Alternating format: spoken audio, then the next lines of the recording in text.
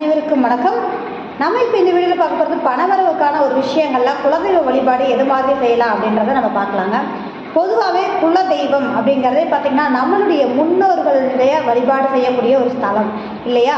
அப்போது நம்ம முன்னோர்கள் அங்கே நின்று அவங்களுக்கு தேவையான விஷயங்கள் எல்லாத்தையுமே அவங்க அந்த இடத்துல வழிபாடு செய்து நம்மளுடைய குலதெய்வத்திட்ட அருள் பாவித்த ஒரு விஷயம் அப்படிங்கும்போது நம்மளுடைய தலைமுறைகள் அந்த இடத்துல தான் வழிபாடு பண்ணியிருப்பாங்க. அப்படிங்கும்போது வலிமையான வீரியமான ஒரு தலமாக இருக்குது அப்படின்ற ஒரு விஷயம் அங்கே. அப்போது இங்கே போகக்கூடிய அமைப்புகள் ரீதியாக முன்னோர்களுடைய அருளாசி நமக்கு கிடைக்கக்கூடிய சூழல் கட்டாயம் உண்டு அப்படின்றதான். அது மட்டும் இல்லாமல் நீங்கள் குலதெய்வத்தை வழிபாடுகள் சார்ந்த விஷயங்கள் அப்படிங்கும்போது பார்த்தீங்கன்னா பொதுவாகவே பச்சை கற்பூரம் பயன்படுத்தக்கூடிய விஷயம், அதாவது பச்சை கற்பூரத்தை கொளுத்தி உங்கள் பேருக்கு அர்ச்சனை பண்ணக்கூடிய விஷயம். அது மட்டும் இல்லாமல் கற்கண்டு இருக்கு இல்லைங்களா, அந்த கற்கண்டு மூலியமான பொங்கல் வச்சு படையல் சாத்தக்கூடிய ஒரு சூழல், இது மாதிரியான ஒரு விஷயங்கள் செய்யாது.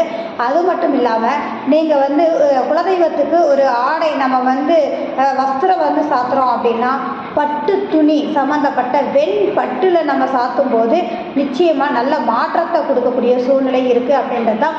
அப்போது வெள்ளிக்கிழமையாகவும் இருக்கணும், வெண் பட்டு சம்மந்தப்பட்ட ஒரு ஆடை சாத்தி கற்கண்டு பொங்கல் சாத்தி நம்ம மல்லிகைப்பூ மாலை சாத்தணும் அப்படின்னா நிச்சயமாக நீங்கள் உங்களுக்கு இது மாதத்தில் ஒரு முறை செய்து வரும்போது கட்டாயம் பொருளாதார ரீதியான மாற்றத்தை சந்திக்கக்கூடிய தன்மைகள் கண்டிப்பாக இருக்குது அப்படின்றது தாங்க. அப்போ குலதெய்வம் தூரமாக இருக்குது அப்படின்னு இருக்கக்கூடிய நபர்களுக்கு வருடத்தில் இருமுறையாவது இந்த பரிகாரத்தை செய்கிறாங்க அப்படின்னா நிச்சயமாக நல்ல மாற்றத்தை ஏற்படுத்தக்கூடிய யோகம் இருக்குது அப்படின்றது. இல்லைங்க என்னால் ரொம்ப தூரமாக இருக்குது, என்னால் போக முடியாதுன்னு நினைக்கக்கூடிய நபர்களுக்கு வீட்டில் அவங்க குலதெய்வத்தை நினைச்சு அவங்க குலதெய்வத்துடைய ஃபோட்டோ இருக்குது அப்படின்னா அந்த குலதெய்வத்திற்கு உங்களால் முடிஞ்ச வரைக்கும் ஒரு வெள்ளிக்கிழமை கற்கண்டு பொங்கல் வச்சு அவங்க சாத்தி மல்லிகைப்பூ மாலை போட்டு நீங்கள் அங்கே செய்கிற ஒரு விஷயத்தை நீங்கள் தாராளமாக வீட்டில் செய்யும் போது அதனுடைய மாற்றங்கள் கண்டிப்பாக நல்லா இருக்குது அப்படின்றது தான். ஆனால் நீங்கள் வீட்டில் செய்யும் போது குலதெய்வத்துக்குன்னு காணிக்க முடிஞ்சு வச்சிடணும்.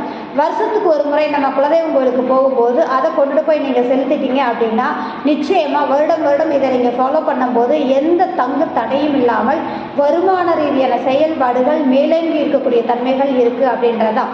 எல்லா விஷயங்களுக்கும் பரிகாரம் அப்படிங்கிறது இருக்குது இல்லையா? அந்த பண வரவு சார்ந்த விஷயங்களும் குல தெய்வத்தையும் எப்படி இணைக்கிறது அப்படிங்கிறது தான் இந்த பரிகாரமான ஒரு விஷயம் அப்படிங்கிறது தான். ஸோ பக்கத்தில் இருக்கக்கூடிய நபர்கள் கோவிலுக்கே போய் செய்யலாம், போக முடியாதவர்கள் நீங்கள் வீட்லேயே இதை நீங்கள் ட்ரை பண்ணும்போது நிச்சயமாக உங்கள் பொருளாதார மாற்றத்தை காண முடியும் அப்படின்றதாங்க. மிக்க நன்றி.